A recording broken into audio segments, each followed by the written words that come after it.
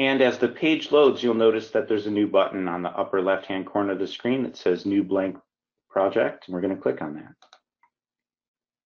And just like that, we are off and running. We've got the new project for the web running on our Office 365 environment, and I've already started a new project. It was that easy.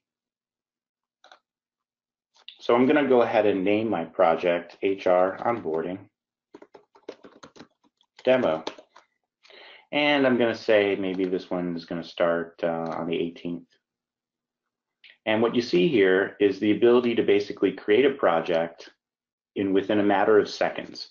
Whereas with Microsoft Project today, you're creating on your desktop. It's not in a collaborative environment, or if you're using Project Online, you're going through a number of steps in order to create that project. This is just a very user-friendly way in order to get that done. And I can just begin typing. For example, I might have a employee sign date.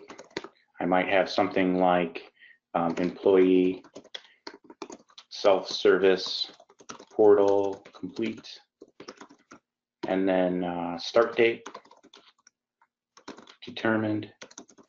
So if I want to create a quick project plan here, it's very easy to do, very simple. I can then assign it to others.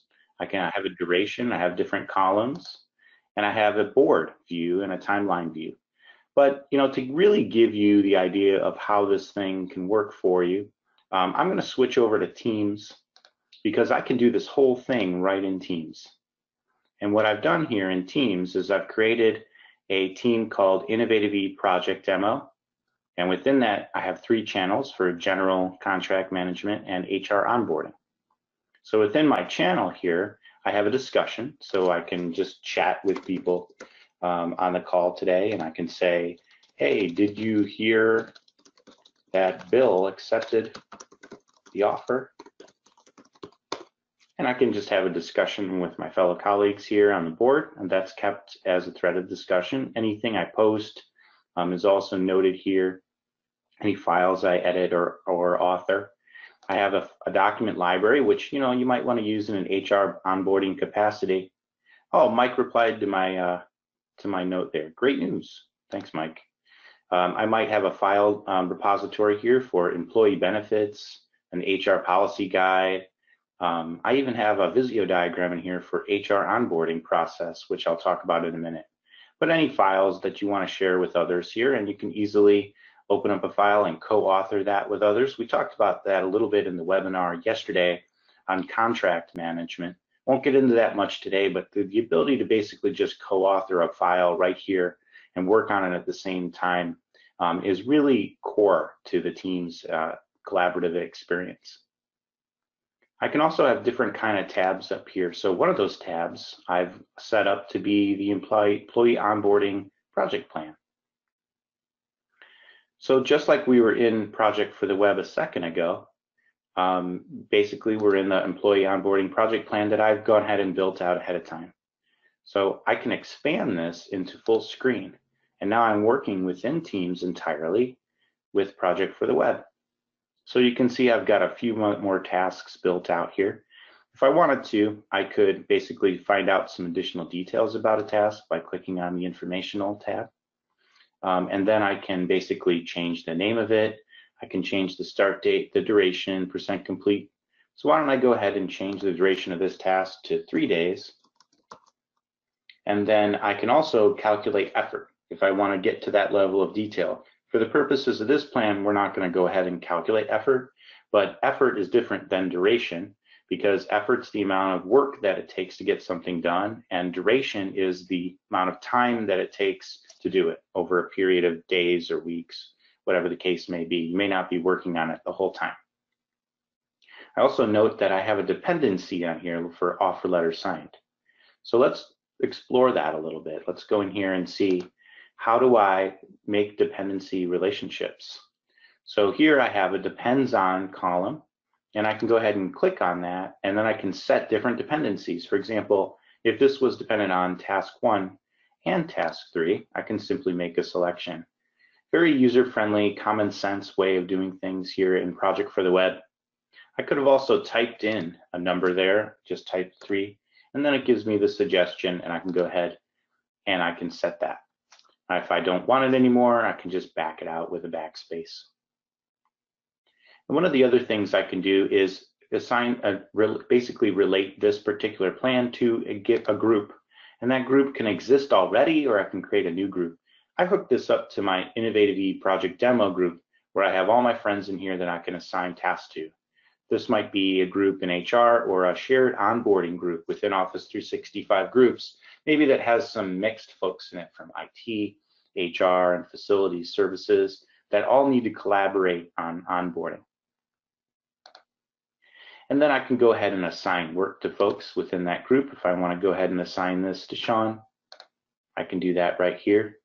I can go ahead also and assign this out to someone in my group, maybe Sylvie. So now people are getting notifications that things are being assigned to them, and we're working together collaboratively.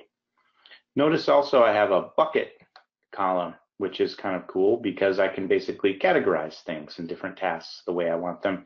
And then some other columns that I didn't include but are available are % complete, a dependency after, effort completed, effort remaining, and outline number. Now, if I want to get things done collaboratively, a nice way to do that is to use a board instead of a grid.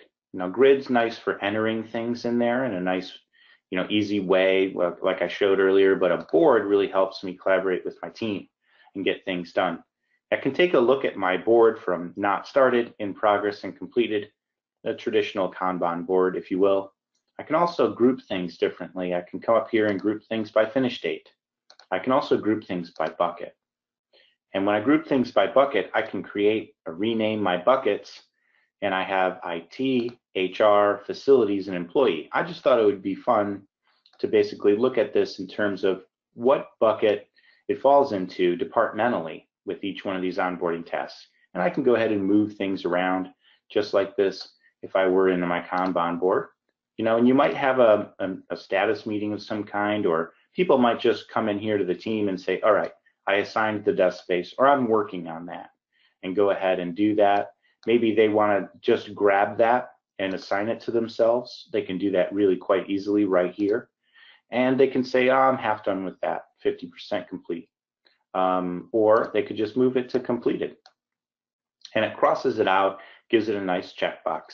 Now I can switch between board and grid view and notice that it carries my changes through. One other really cool thing about Project for the Web is that when I'm in teams, I can collaborate and converse with people on this project plan in the context of the plan. So let's say, for example, we've set a start date, but we want to go ahead and order the laptop. I can ask Mike if he ordered the laptop yet.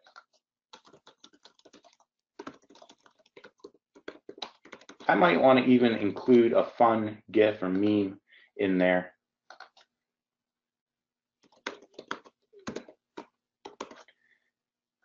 Let's get this done. Go ahead and send that to Mike.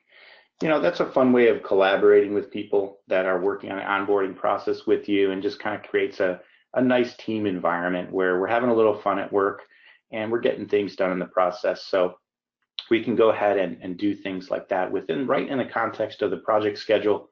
Again, if you were working on Microsoft Project with this, you would be pretty confined to your desktop. If you were working on another software as assurance tool, you're not sure that those people are going to be involved in that or have access to it. So this is all within the context of Office 365 and Teams. So we know it's the platform of choice for collaboration for that entity, for your organization. Now that I've done that, I can basically take a look at this timeline, which is another way of looking and visualizing what's happening, what's going on. And you really get an idea of what, maybe if you're familiar with the concept of critical path, for example, things are on. For example, this might take a long time here, and these things need to happen, but they pretty much have a lag until these things down here need to happen. So these things get delayed, that's fine, no real impact to the project. If this one gets delayed, we're impacting the project. So you can see how you can visualize that in one place. And the timeline gives you the ability to kind of zoom in and out and see things different ways within the project. So now switching back to grid, notice that you can also move things around the grid. So let's say that I wanted to take this and move it up. I can just click and drag it. Very easy to do, very easy to learn. And Mike just gave me a thumbs up on my thread here, so we're collaborating in real time.